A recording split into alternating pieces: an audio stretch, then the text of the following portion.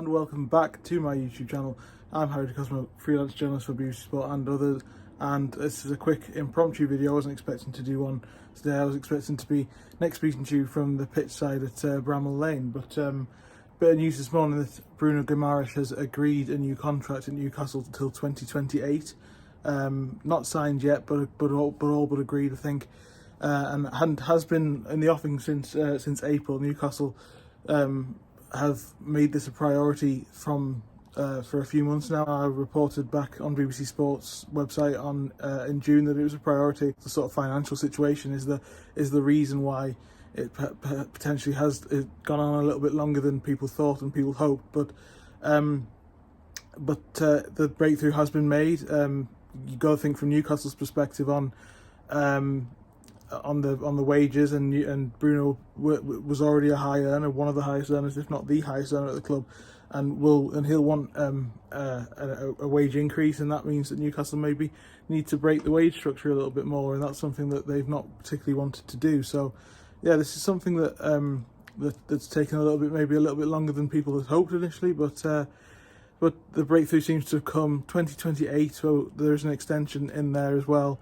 So overall, fantastic news. There's been a lot of talk about this release clause that's been inserted, and Newcastle fans, quite a few, I've seen panicking about his situation. It means that does he want to leave? Is he going to leave in the next few months? The truth of the situation is that this is a realistic transaction that protects both parties. Newcastle bought Bruno Guimaraes at a time when they were in a relegation battle. It took a lot of trust from him and a lot of persuasion from Newcastle to get him in. He didn't have a relegation clause in his contract back then. He believed in the project and he's been rewarded with Champions League football. But the truth of that matter is that Newcastle were not expecting to be in the Champions League at this point in their progression, and they've overachieved. And you know, there was a school of thought that potentially Bruno's growth would be faster than Newcastle's, and he's got a lot of interest from clubs, and you know, openly admit in his first summer that he's spoken to people like Real Madrid. So you know, you've got Newcastle have protected themselves with this release clause. It's apparently in excess of 100 million. I'm not quite sure on that myself, but if it's in excess of 100 million, then that's protecting value and protecting a huge profit that will help with financial fair play. Dan Ashworth has spoken about this in public, that Newcastle will need to trade, and that's something that was a sticking point last summer, that Newcastle only had Alan St-Maximin to sell without losing something major in the team. If you look at history, you know, Liverpool sold Philippe Coutinho for 140 million and reinvested and went and won the Premier League and Champions League.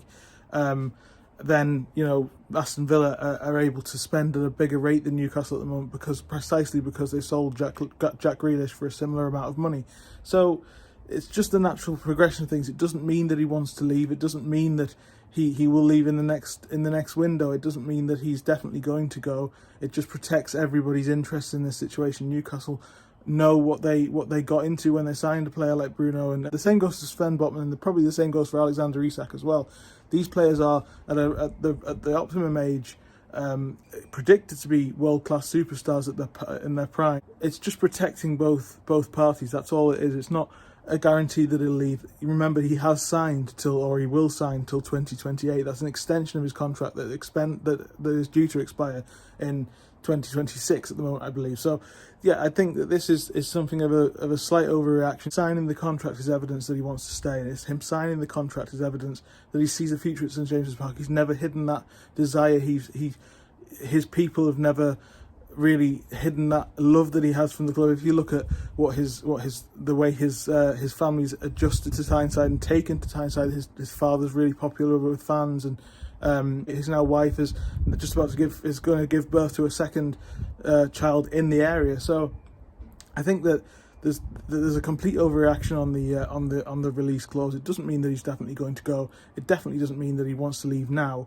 It just means that in the event that Newcastle, I think actually I wouldn't be surprised if Newcastle were the ones who instigated this, because they know that they need to sell, and in a situation where Bruno's interest is peaked in a move, then the valuation is protected. This is just something that happens in modern football. I don't think anybody outside of Real Madrid and Barcelona historically has really ever had a situation where they've not had to put plans in place for sales. Every player has a price, but this is by no means a suggestion that price will ever be activated, let alone be activated in the next few months. I want to just make clear that I think this is a really good move for Newcastle. He has extended his contract. It means that he wants to stay. It means that he sees a future at Newcastle, and that's a really positive sign.